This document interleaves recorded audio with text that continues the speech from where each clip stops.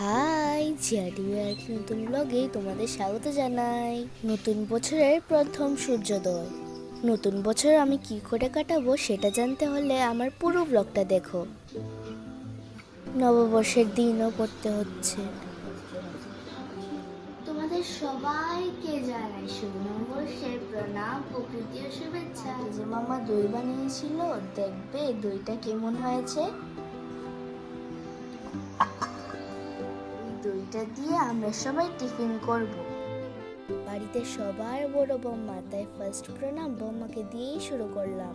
পাপা আমাকে অনেক আদর করেছে আর ভরে ভরে আশীর্বাদ দিয়েছে।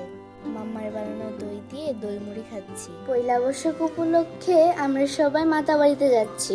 আমি যাব কাকাই ওদের সাথে, আর মামা পাপা ওরা আলাদা করে যাবে। আমরা রাস্তায় মাম্মা আর পাপার জন্য দাঁড়িয়েছি। আমার ওদেরকে ছাড়া একদম ভালো লাগছে না। পাপা ওরা স্কুটি দিয়ে যাচ্ছে। এখানে কেন দাঁড়িয়েছে জানো? পাপা ফুল পাচ্ছে কালিমার জন্য। আর এখন এখানে কেন দাঁড়িয়েছে জানো? কাকাই কার ওয়াশ করাচ্ছে। কার ওয়াশ করিয়ে এখন আবার রওনা দিয়েছি মাতাবাড়ির উদ্দেশ্যে। পাপা আর কাকাই ওরা ভোগের ডালা নিচ্ছে। ভোগের ডালা নেওয়া হয়ে গেছে, এখন যাব পুজোর লাইনে। কাকাই গাড়িটা পুজো করিয়ে নিচ্ছে। কামাখ্যা মায়ের দর্শন করতে যে গিয়েছিলাম, সেখানে তো কত রাত থেকে লাইন ধরতে হয়। আমাদের এখানে একটা জিনিস ভালো, ত্রিপুরেশ্বরী মায়ের দর্শন করতে গেলে রাত 2টো থেকে লাইন ধরতে হয় না। আমরা তাড়াতাড়ি এসে পড়ায় ভিড়টা অনেকটাই কম আছে। লাইন ধরে ধরে চলে এসেছি মায়ের দর্শন করতে। তোমরাও দর্শন করে নাও।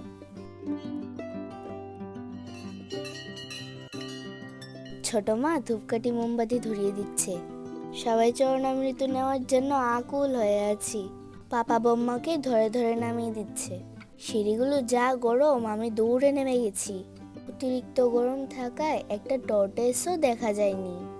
সবার এত খিদে পেয়েছে যে বাড়ি পূজা খাওয়া দাওয়া করা তো পসিবলই না। তাই আমরা এসেছি উদয়পুরের পপুলার জয়গোবিন্দ হোটেলে খেতে। এসে দেখি একটা টেবিল খালি। তাই আমরা প্রথমে মিষ্টি ভাই, আমি, বম্মা আর নান্নি খেতে বসেছি। পাপা ওরা বলল আমরা 4জন পরে খেতে বসবো। শেষ পাতে আইসক্রিম দিয়ে মিষ্টি মুখ করছি। খাবারের মেনুতে ছিল কুমড়ি, কচু শাক, ডাল, ট্যাংরা মাছ আর মাটন। এখন আমরা যাব দিদুর বাড়িতে। দিদুর বাড়িতে আজ গোপালের প্রতিষ্ঠা দিবস, তাই সেলিব্রেট করতে যাব দিদুর বাড়িতে। এসে পড়েছি দিদুর বাড়িতে। জেরেকে তো তোমরা সবাই চেনো, দিদুর বাড়ির লাডলা। দিদু গোপালের জন্য লুচি, পায়েস সেগুলো বানাচ্ছে, সাথে নাড়ুও বানিয়েছে। পাপা সবার জন্য লাস্সি বানাচ্ছে। মিমির যে কাজটা পছন্দ না সেটাই মামা মিমিকে দিয়েছে, রসুন ছুলানো।